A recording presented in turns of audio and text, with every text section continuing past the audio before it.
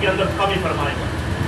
اگر تینیاں ذکر کریں تو قبر کے اندر عذاب کم ہو تو ایک بندہ انسان جس نے اللہ تعالیٰ نے جس کو اشرف المخلوقات بنایا اور وہ اگر قبر پہ بیٹھ کے اور بالخصوص اپنی اولاد میں سے ایسا بندہ ہو کہ قبر پہ بیٹھ کے رب پر قرآن پڑھے, رب تو یہ کہتا ہے سبحان, جب بندہ مجھے کہتا ہے سبحان اللہ, کہتا ہے رب پاک ہے, رب تو وہ رب فرماتا ہے میں تو ہے ہی پاک ہوں, لیکن اس نے اپنی زبان سے مجھے پاک کہہ دیا, اے مجھے پاک کہنے والے جا میں نے تجھے بھی پاک فرما دیا. میرے بھائیوں میرے نوجوانوں, دنیا کے اندر رہ کر ایسی زندگی گزار کے جانی چاہیے.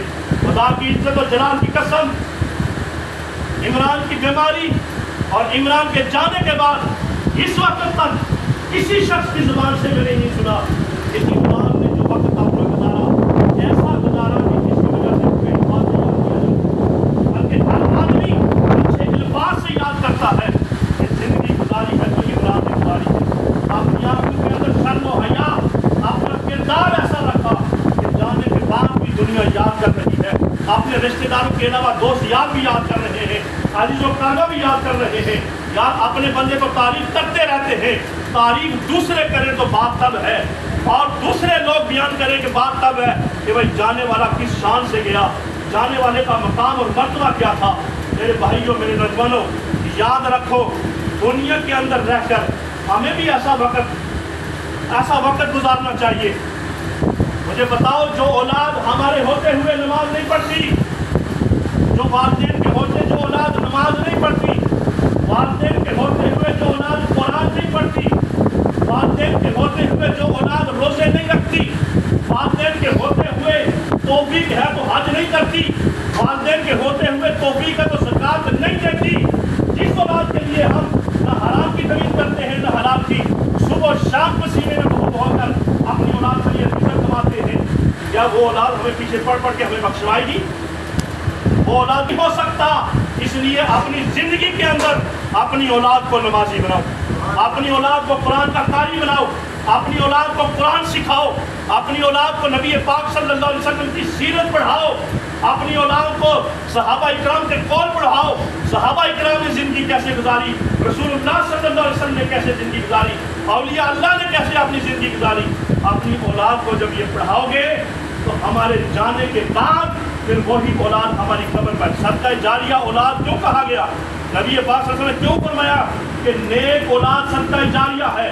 جانے والا اگر اپنی نیک اولاد پیچھے چھوڑ کے گیا, وہ دنیا کے اندر جو نیک کام کرے گا اس کا صلہ اس کے والدین کو قبر میں ملے گا. نیکی اگر صرف نیکی اپنے ذہن کے اندر یہ نیت کر کے اگر 10 روپے کی کسی غریب کی خدمت کرتا ہے, نیت یہ ہو کہ اس کا ثواب میرے والد کو قبر میں جانا چاہیے, تو اس کا ثواب بھی والد کو قبر میں جائے.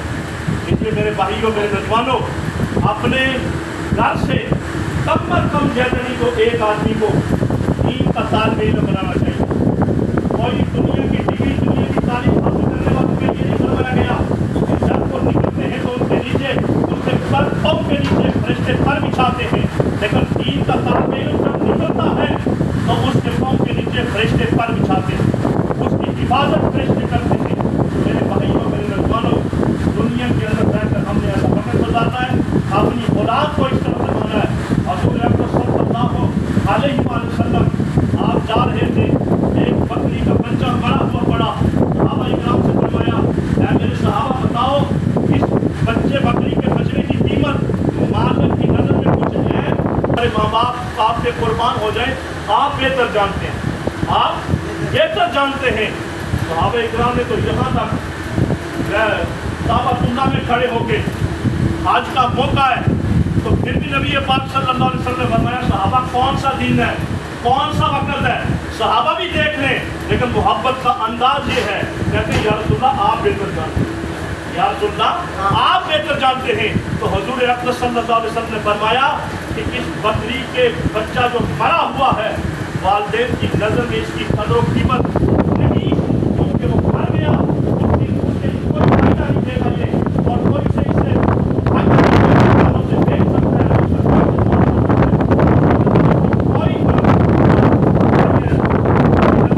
کوئی اس کی قدر و قیمت نہیں ہے. نبی پاک صلی اللہ علیہ وسلم کسی کا بندہ مومن کی نظر میں دنیا وما فیہا اس کی کوئی قدر و قیمت نہیں ہے. یہ دنیا عارضی مسافر خانہ ہے.